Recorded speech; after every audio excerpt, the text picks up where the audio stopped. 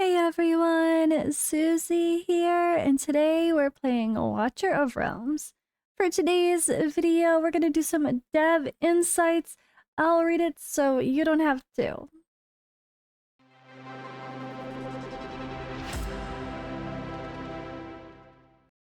Alright, so this is replies from the 10th through the 16th of November, and the post is on, well, today, which is November 26th here. So let's see which ones they mentioned. There's not a lot. So I'm gonna curiously, after we read these, go take a look and see if there were any big reaction community ones that did not get addressed. And if it's something that's interesting, it might be a hot topic for the future. We'll have to see if that comes to light. But let's just read through these first. I think I started reading and I thought this was interesting. So, the question 1, topic 1, the Dracula collab. Please provide additional information on upcoming summoning events. There's been a lack of information regarding whether the Dracula collab is a one-time event or if it's planned to be a recurring event with opportunities to summon in the future. Can you please clarify? Like, official news. Again, just tell us everything. The problem is transparency. Tell us everything so that if there's issues, we can bring it up later. We found out that the banners run the whole event, which alleviate the outcry that all of this is too soon because we have plenty of time to save and whatever. But then Dracula is paired with a lord most don't want or need. So we might have to hit our Lord Pities if we hit, you know. But hey, we know that's not actually the issue because of the new events, so ignore that part of the question. But it's vital to know if this will come back again, because people might not want to hit a Lord Pity on Valderon. Again, this part, ignore that part because you should choose which Lord you want, hit a Lord Pity on the banner that's coming this weekend, and then go back and pull for Dracula after you've hit a Lord Pity. If you have that many summons, which not a lot of people do because they're ancients, but if you do, yeah. Alright, well, let's just be clear. They are saying the Dracula collaboration summon is a limited time event, and there are currently no plans for a rerun. No plans for a rerun. I said now or never on my video because usually when people do a collab, every game that I've seen a collab for, like an official collab, they don't come back. And some people that were talking in the chat I saw said, oh, like some games will find a way to sort of rerun them again in the future. But we did think that maybe because Dracula is an IP that's public domain, you don't have to pay for rights to it, that maybe they will rerun it in the future. But there are currently no plans. But currently no plans doesn't mean never. It's 100% possible that they decide, let's do that again next Halloween. Why wouldn't it be possible? They might not be planning that right now, but it's possible, right? Or they could be like, why would we rerun an event that everyone already got the characters for when we could just do a brand new event and make even more money? So it might not be in their best interest to rerun the event again. It might be a bad idea to rerun the event again for their financial sake because the majority of their long-term player base would already have all the characters. The people that have spent a lot over the years will already have the characters. So it's certainly a debatable issue, but as of now, there are no plans for a rerun. So I have been saying this since day one. Assume they're never coming back and just get a copy of the limited time heroes if you can. You can always use soul stones on them in the future if you have to, if you feel that they become worth it or are worth it. It's something to decide in the future. Okay, so I like how they did this. This is more like the Hot Topic style. Already going in with a big one. Okay, question 2, team build saving. This feature allows saving an entire team along with their builds. This way, when I need to reassemble a full team, it only takes one click to switch all the builds at once. For example, in Matrix, this feature would be incredibly useful every week. With each new update and new heroes, better gear, improved skills, with all 20 sets need to be rebuilt for the characters, often resulting in inconsistent or less effective builds. Using a team plan If a piece of equipment's already used on another character, it will simply be unequipped from the current one and swapped. A solution as of testing. Let's see, for each different content type, builds often need to be moved manually. I mean, the whole point is once you lock in your gear and you've done it, you don't have to move any gear again. Isn't that the whole point, is it saves your gear, period? But I guess if you're trying to get a better score. Okay. Let's see how all these other people word it. Allowing saving a team of 5 heroes specifically for affiliations, along with their dedicated affiliation builds. This way, whenever I need to affiliate my demons, the system will automatically use those specific characters with their preset affiliation builds. This will no longer be necessary to manually switch. That's true. Okay, so that's why they're saying like 5 to 10 characters being able to be like, move all this gear right now to these characters all at once. Okay. That does make sense for GVG, but I could see that being a little bit complicated overall with this game in particular. They do say the one-tap gear swap feature for team formation is already in development and expected to go live in the year-end update. Once released, it'll allow you to quickly adjust equipment for your entire lineup. One-tap gear swap for your entire lineup. I mean, for me, this sounds confusing because isn't that the whole point of most of the game modes, just remembering your entire... Oh, but okay, to be fair, that's what I was actually worried about now, is I've been working on my Abyss team. I got myself to 30-something thousand, whatever I got. I don't... Oh yeah, that I only around 30. I didn't get to 35. I was close. I was mad at myself. And then I was like, oh shit, but if I move gear on these people but try to make it better, it's not going to remember my gear anymore, right? Or is it? You know, it's one of those weird, confusing gray areas of, okay, it's remembering your gear if you lock in your run, but then what if you want to improve it? Then you're stuck putting the gear back on everybody and redoing it manually? I guess this will allow you to put the gear manually on a team that maybe you're working on progressing still, and everything else you just never have to touch them again.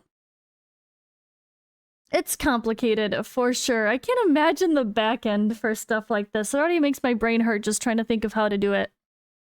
How doing it would make the most sense just as a player, like, and what I'd want to see, let alone physically making that happen as a developer. That definitely makes my head hurt. Okay, anyway, question 3. Void Rift. Like Tower, I want an auto with a saved gear solution. We need life easier to focus on real content. Simple problem, simple solution. I don't have to gear up my heroes weekly and play Void Rift bosses. Oh yeah, Void Rift bosses are annoying. But, I mean, they're not that hard. Now, once you've had a ton of heroes like I do, I guess they'll get harder in the future. We optimized the Void Rift boss stages. Auto fight skip is now supported. And Nightmare difficulty bosses will also support auto fight in the next version. Yay! We will continue evaluating the addition of gear saving features in future updates. Please stay tuned for upcoming announcements. Okay, that's great to see. So this is the news. Nightmare difficulty bosses will support auto fight in the next version. One-tap gear swaps in development for the year-end update. Dracula collaboration is not planning to be returning. Those are your updates so far. Let's keep going. All right, question 4. Add a separate faction for Demon Soldiers where all your heroes have their own gear. Say my Ingrid has an Infernal Roar on the normal hero menu. When I go to Demon Soldiers section, and my Ingrid has no gear, so I can gear my heroes separately without using the actual gear. So there are plans to improve the Guild War gear management. Number 1, full team gear loadouts. We plan to support saving gear setups for an entire team, reducing the need for manual adjustments. And number 2, highest BP affiliation. Scheduled for release in the first half of 2026. This will automatically record your highest BP in history to prevent constant gear swapping from your affecting your stats. Please refer to the official announcements for progress updates. Okay, that's definitely fun. If you finally take the time to do one of those massive account regears, that's another, like, I'm never gonna redo my entire account because there's always a reason to wait when I hear about updates. Now I have a reason to wait until early 2026, which is not far away, let's be honest. It's a month or two away. More than likely. The first half, though, that could take a while. Never mind, not first quarter. First half. So that could be a while. It's clever, though. Alright, anyway. We'll see. But that is a great... This is amazing quality of life. Both of those are awesome. Alright, question 5. Transylvania event. Thank you for the Transylvania event, where we move around the map as Dracula. I would love to see more events of that style. So far, it's been great. They said, thank you for support. We're thrilled that you enjoyed the Transylvania event. We'll continue introducing similar gameplay and refining event experiences. Stay tuned. I admit that I said something very similar to my contact in DMs. It's not only about complaining about what's wrong, it's also about praising them when things are good. And I thought that was so much fun. I really did. Okay, next. Malric 200 key limit. Please add some kind of counter so we know how many we used. Oh my god, yes. I was actually wondering that the other day because I was going to make a video being like so many free summons, which I still need to make, where I just go do all the little baby level like 1 and 2 star rank keys, like the super tiny ones, and then show the total of rewards from doing those. It's actually quite impressive, so don't skip on doing your Malric stuff, guys. And even if you cannot even come close to doing the 4 star, 5 star, whatever they are, rarities, I can't remember what they're called as far as the rarities go, but yeah, the higher rank ones, I can't do those. Stars? I can't do them. But I just do the 1 and 2 stars, and I get a shit ton of rewards. So many free summons, skill crystals. It's actually quite impressive. So knowing how many I could do, so I could do like, I want to do a batch of like 100 keys used. And this is what I got. Like, I want to do something like that, you know? I think that'd be fun. But anyway, sorry, I digress. We definitely need it. They said that the keystone usage counter for Malrics has been confirmed and will be implemented in the next update. Thank you. Allowing you to clearly track your used and remaining keystones for the month. Alright, Venoma buff. We know she's getting a buff that's already been shared to the test server and on the Forerunner server, I believe. Some content creators might have already posted some videos showcasing this as well. I have not compared the two as far as that goes, like before and after. But then, yeah, it didn't really make sense to. Okay, anyway. Please confirm if Venoma is still planned for a rework, blah, blah, blah. So Venoma's balance adjustments have been confirmed for the December update. Please watch for the upcoming announcements. So Venoma in December is confirmed. That was mentioned lightly here before as someone who would be buffed, and we know it came to the Forerunner server and the test server, so that is with the next update. And then Valderon AI. If you use AI, double check it. He has 6 fingers on the banner picture. Oh, that's really funny because we had a post where someone pointed that out. Yeah. Thank you. We've noticed the artwork.